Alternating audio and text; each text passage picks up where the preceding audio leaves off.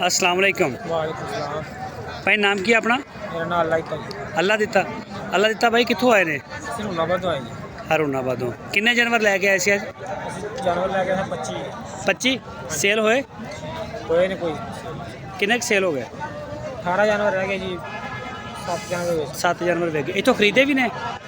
ਨਹੀਂ ਜੀ ਅੱਜ ਲੈ ਕੇ ਆਏ ਸੌ मंडी के रेट कितना चल रहे पे? ਮੰਡੀ ਦਾ ਕੰਮ ਤੇਜ਼ ਹੈ ਜੀ तेज़ आ? ਹਾਂਜੀ नहीं मसला रेट तेज़ है या सेल अच्छी है? ਸੇਲ ਠੀਕ ਹੈ ਰੇਟ ਤੇਜ਼ ਜੀ रेट तेज़ है, सही है। चलाओ हाँ जरा अपना चेक कराओ हाँ जानवर। अच्छा जी, ए जड़ा बच्चा है दोंदे खीरे सारे? ਇਹ ਵਿੱਚੋਂ 4-5 ਦੋਨੇ ਨੇ ਬਾਕੀ 12 ਖੀਰੇ ਨੇ 12 दोंदे ने। एक मिनट जरा मैं चेक करा रहा है जी बच्चे ने इन्हों। अच्छा, इन्हों का वजन कितना कितना होएगा?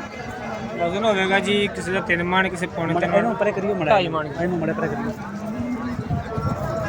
ਅੱਛਾ, ਇਹ ਟੋਟਲ ਹੁਣ ਇਸ ਟਾਈਮ 18 ਜਾਨਵਰ ਖੜੇ ਨੇ ਜੀ ਸਹੀ ਹੋ ਗਿਆ।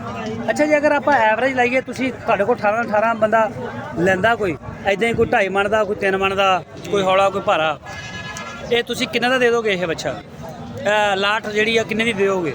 ਮੁੱਲ ਕਰਨੇ 185 ਤੇ ਦੇ ਦੇਾਂਗੇ 175 1,85,000 ਰੁਪਇਆ ਰੇਟ ਕਰ ਰਹੇ ਆ ਤੇ ਹਾਂਜੀ। ਦਿਓਗੇ 1,75,000 1,75 ਦਾ ਰੁਪਏ ਦੇ ਵਿੱਚ। ਇਹ ਜਿਹੜਾ ਪਹਿਲਾ ਬੱਚਾ ਖਲੋਤਾ ਨੁੱਕਰ ਤੇ, ਹਾਂਜੀ। ਇਹ ਬੱਚਾ ਕੱਲਾ ਕਿੰਨੇ ਦਾ? ਇਹ ਕੱਲਾ 2.5 ਦਾ ਜੀ 2 ਲੱਖ ਤੇ 5,000 ਦਾ ਇਹ ਡਿਮਾਂਡ ਆ ਤੇ ਦੇਣਾ ਕਿੰਨੇ ਦਾ? ਦੇ ਦੇਾਂਗੇ ਆਪਾਂ ਜੀ 190 ਦਾ 1,90,000 ਦਾ। ਹਾਂਜੀ। ਅੱਛਾ, ਇਹਦਾ ਵਜ਼ਨ ਕਿੰਨਾ ਹੋਏਗਾ? ਇਹ 3 ਮਣ ਜੀ 3 ਮਣ ਗੋਸ਼ਤ ਹੋਏਗਾ ਪੱਕਾ ਇਹਦਾ? ਬਿਲਕੁਲ ਜੀ, ਜਿੱਥੇ ਮਰਜ਼ੀ ਤਸੱਲੀ ਕਰੋ। ਤੇ ਪੂਰੀ ਲਾਟ 1,75,000 ਨਾਲ? ਹਾਂਜੀ, ਪੂਰੀ ਲਾਟ। ਸਹੀ ਹੋ ਗਿਆ। ਨੰਬਰ ਆਪਣਾ ਦੇਣਾ ਤੇ ਦੇ ਦਿਓ। 306 ਹਾਂ 67 92 510।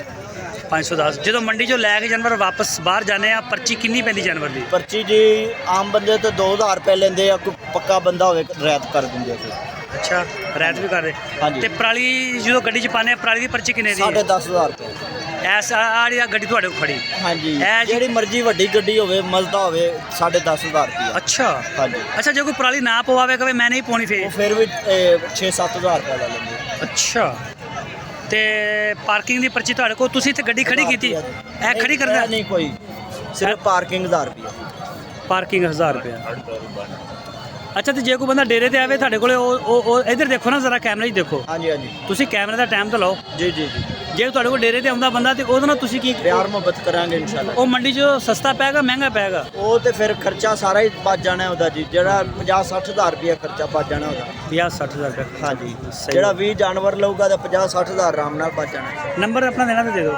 0306 ਹਾਂ 67 92 ਹਾਂ 510। 510। ਨਾਮ ਕੀ ਤੁਹਾਡਾ? ਨਵੀਦ।